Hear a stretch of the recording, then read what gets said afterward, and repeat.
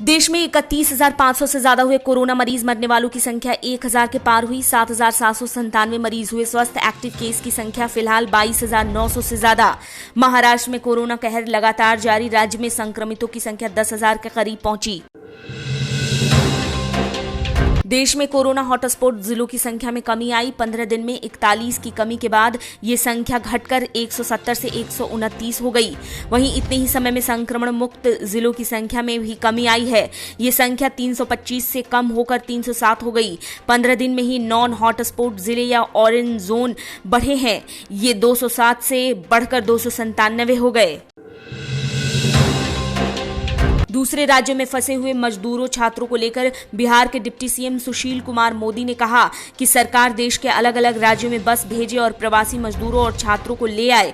इसके लिए सरकार के पास इतना संसाधन नहीं है। उन्होंने कहा कि रेल चलाने की तो सरकार ने इजाजत दी नहीं, ऐसे में बसों से ही सबको वापस आना होगा। हमारे पास उतनी बसें कहां हैं। राज्यसभा के सभापति और उपराष्ट्रपति वेंकैया नायडू ने कहा कि मौजूदा हालात पर संसद का मॉनसून सत्र निर्भर रहेगा। राज्यसभा सदस्यों और नवनिर्वाचित सदस्यों से फोन पर बात कर उन्होंने कहा कि पूरे देश में कोरोना की रोकथाम की कोशिश हो रही है और परिणाम भी दिख रहे हैं। ऐसे में सदन के सामान्य कार्यक्रम की उम्मीद है, पर जमीनी स्थिति क्या होगी इस पर ही सत्र निर्भर करेगा। समायोजित सकल आय के बकाये से जुड़े संकट में घिरी दूरसंचार कंपनी वोडाफोन आइडिया को सुप्रीम कोर्ट की तरफ से बड़ी राहत मिली है। कोर्ट ने इनकम टैक्स डिपार्टमेंट से 700 करोड़ रुपए से ज्यादा के रिफंड करने की इजाजत दे दी है। इनकम टैक्स से 4 हफ्ते में ये रकम जारी करने को कहा गया है।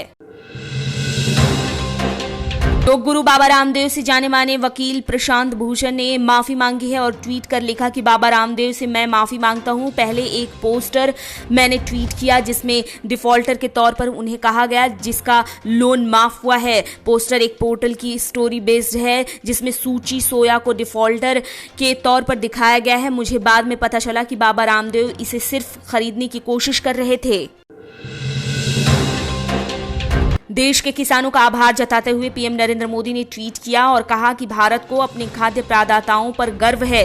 पूरे देश को खिलाने वालों के अधिकारों की रक्षा सरकार करने के लिए प्रतिबद्ध है, उनके हितों के लिए कदम उठा रही है। केंद्रीय कृषि मंत्री नरेंद्र सिंह तोमर की एक प्रेस कॉन्फ्रेंस के वीडियो लिंक को भी पीएम ने पोस्ट किया है। पीएम नरेंद्र मोदी ने बांग्लादेश की पीएम शेख हसीना से फोन पर बात की। इस बारे में पीएम ने ट्वीट कर लिखा कि पीएम शेख हसीना से बात हुई, रमजान के पवित्र महीने की उन्हें शुभकामनाएं दी। कोविड-19 को लेकर हमने देश के हालात पर चर्चा की और इसके खिलाफ लड़ने में दोनों देशों के सहयोग को लेकर चर्चा की। हमारे संबंध की प्राथमिकता बांग्लादेश के साथ आगे भी ऐसे ही जारी रहेगी। बॉलीवुड के दिग्गज अभिनेता ऋषि कपूर का 67 साल की उम्र में निधन हुआ। अभिनेता के निधन की जानकारी खुद अमिताभ बच्चन ने ट्वीट के जरिए दिया। उन्होंने लिखा, ऋषि कपूर वो चले गए, उनका निधन हो गया, मैं टूट गया हूँ। ऋषि कपूर कैंसर से पीड़ित थे और सांस लेने में दिक्कत हो रही थी, जिसके बाद उन्हें मुंबई के NH रिलायंस हॉस्पिटल के ICU में भर्ती किया गया था। एक्टर इरफान खान के निधन पर दुख जताते हुए टीम इंडिया के पूर्व बैट्समैन युवराज सिंह ने ट्वीट कर लिखा कि मैं इस जर्नी और दर्द को जानता हूं, ये भी जानता हूं कि उन्होंने आखिरी वक्त में लड़ाई की होगी। कुछ लोग लकी होते हैं जो बच जाते हैं, कुछ लोग भाग्यशाली नहीं होते। इरफान खान अब बहुत ही बेहतर जगह पर होंगे। मेरी संवेदना आपके परिवार के साथ है। आप देख रहे हैं नेट्रिक न्यूज, साहस सच कहने का।